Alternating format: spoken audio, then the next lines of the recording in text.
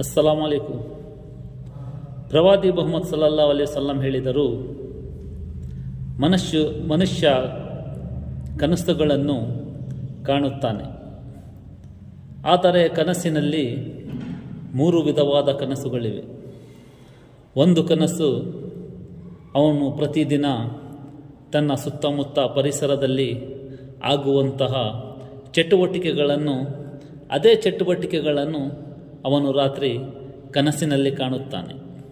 ಈ ಕನಸನ್ನು ಪ್ರವಾದಿ ಮುಹಮ್ಮದ್ ಸಲ್ಲಲ್ಲಾಹು ಅಲೈಹಿ ವಸಲ್ಲಂ ತನ್ನ ಚಿತ್ತದ ಕನಸು ಎಂದು ಹೇಳಿದರು. ಎರಡನೆಯ ಕನಸು, ಅದು ಒಂದು ಭಯಂಕರವಾದ ಕೆಟ್ಟ ಕನಸಾಗುತ್ತದೆ.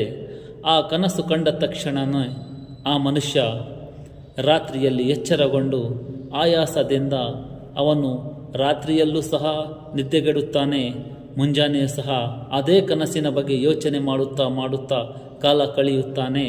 ಆ ಕನಸು ಶೈತಾನನ ಕಡೆಯಿಂದ ಆ ಕನಸಾಗಿದೆ. ಮೂರನೆಯ ಒಂದು ಕನಸಿದೆ, ಅದು ಒಳ್ಳೆಯ ಕನಸು.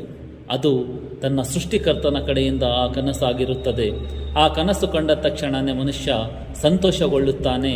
ಆ ಸಂತೋಷದಿಂದ ದಿನವಿಡೀ ಅವನು ಸಂತೋಷವಾಗಿಯೇ ಇರುತ್ತಾನೆ.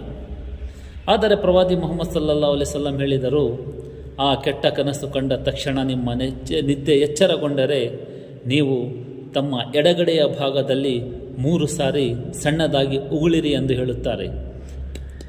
ಈ ರೀತಿ 3 ಸಾರಿ ಉಗುಳಿದ ತಕ್ಷಣವೇ ಆ ಸೃಷ್ಟಿಕರ್ತನಲ್ಲಿ ಪ್ರಾರ್ಥಿಸಿರಿ, ಓ ಸೃಷ್ಟಿಕರ್ತನಾದ ದೇವನೇ, ನಾನು ಕಂಡಂತಹ ಈ ಕನಸನ್ನು ನೀನು ನನಸು ಮಾಡಬೇಡ, ಇದು ನನ್ನಿಂದ ದೂರಗೊಳಿಸು ಎಂದು ಹೇಳಿರಿ ಎಂದು ಪ್ರಾರ್ಥನೆ ಮಾಡಿರಿ ಎಂದು ಪ್ರವಾದಿ ಮುಹಮ್ಮದ್ ಸಲ್ಲಲ್ಲಾಹು ಅಲೈಹಿ ವಸಲ್ಲಂ ಹೇಳುತ್ತಾರೆ. ಆ ಕೆಟ್ಟ ಕನಸು ನಿಮ್ಮ ಮತ್ತು ಆ ಸೃಷ್ಟಿಕರ್ತನ ಮಧ್ಯೆ ಮಾತ್ರ ಇರಬೇಕು.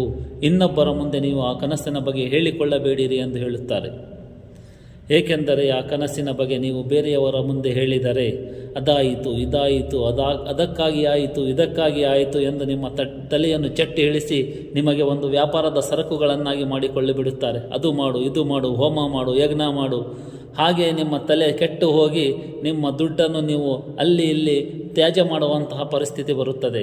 ಆದರೆ ಪ್ರವಾದಿ ಮುಹಮ್ಮದ್ ಸಲ್ಲಲ್ಲಾಹು ಅಲೈಹಿ ವಸಲ್ಲಂ ಹೇಳಿದರು, ಆ ಕೆಟ್ಟ ಕನಸು ಕಂಡ ತಕ್ಷಣವೇ ನಿಮ್ಮ ಸೃಷ್ಟಿಕರ್ತನಲ್ಲಿ ಪ್ರಾರ್ಥಿಸಿರಿ, ಈ ಕನಸನ್ನು ನನ್ನಿಂದ ದೂರಗೊಳಿಸು ಎಂದು.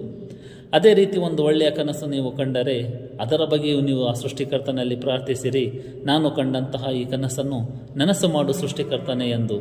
ನೀವು ಅವರ ಮುಂದೆ ಇವರ ಮುಂದೆ ಹೇಳಿಕೊಂಡು ತಿರುಗಾಡಿದರೆ ಅದರಿಂದ ಏನು ಪ್ರಯೋಜನ ಇಲ್ಲ. ಆ ಕನಸಿನ ಬಗ್ಗೆ ಪ್ರವಾದಿ ಮುಹಮ್ಮದ್ ಸಲ್ಲಲ್ಲಾಹು ಅಲೈಹಿ ವಸಲ್ಲಂ ನಮ್ಮನ್ನು ಈ ರೀತಿ ಎಚ್ಚರಿಸಿದ್ದಾರೆ. ಅದೇ ರೀತಿ ನಾವು ನಮ್ಮ ಜೀವನವನ್ನು ಸಾಗಿಸೋಣ ಎಂದು ಹೇಳಿ ನನ್ನ ಮಾತನ್ನು ಮುಗಿಸುತ್ತೇನೆ. ಅಸ್ಸಲಾಮು ಅಲೈಕುಂ.